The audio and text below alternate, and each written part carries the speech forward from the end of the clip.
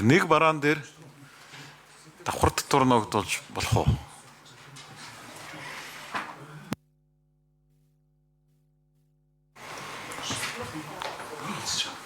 Яг нэг бараан дээр чи үнийн дүнгээр нэг тогтооч чинь. Дээр нь 30% хувлаа тогтооч чинь. Ингээд нэг бараан дээр нэг нэр төрлийн бараан дээр хоёр татвар гэж л би ойлгоод байна шүү дээ. Энийг тайлбарлах гэж. Онцгой юу хоёрыг яриад байна уу та төстэй байна. Хоёулаа онцгой.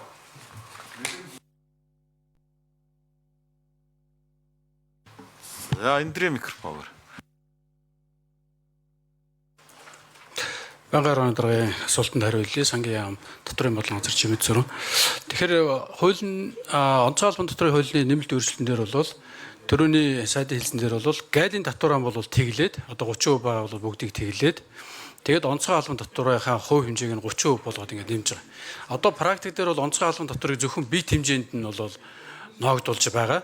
Тэгэхээр хослол бол юу одоо хайбрид хэлбэр гэсэн үг. Бит хэмжээнд дээр нь бол онцгой албан татвар ногдуулаад нэмэх нь 30%-аар үнийн дүнд нь 30%-аар бол онцгой албан татварыг ингээд нэмэгдүүлнэ гэсэн. Тэгэхээр онцгой албан татвар маань бит хэмжээ болон үнийн дүнд суурилсан хэлбэрээр байна гэдэг нь энэ нэмэлт өөрчлөлтөөр орж ирж байна. Татварын хуулинд чинь татварыг давхардуулж ногдуулж болохгүй л гэж байх хэвээр да. Тэгэхээр давхардуулах биш хослол гэж ойлголт байгаа юм уу тий?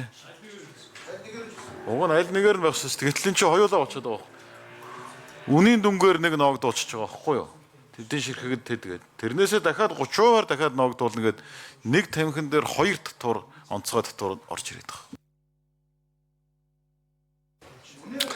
Онцгой албан татвар гэдэг нэг л төрлийн татвар бий. Гэхдээ суурин авахдаа тоо хэмжээнд болон үнийн дүнгээс ингээд суурилж байгаа хэлбэр нь бол ийм явж байгаа. Одоо бид нар практик дээр ч гэсэн автомашин дээр онцгой албан татвар ингэж тогтоож явж байгаа. Саяхан бид нар үндсэндээ эцсийн хэлцүүлгээр баталсан зүйл дээр цилиндрийн хэмжээнээс нь өөр ингээд тоо хэмжээнүүдээс нь нөлөөлж байгаа. Дээр нь 100 мянган доллароос дээш буюу өөрөөр 360 саяас дээшгт нь 33% гээд бид нар бас тооцоол явж байгаа тийм.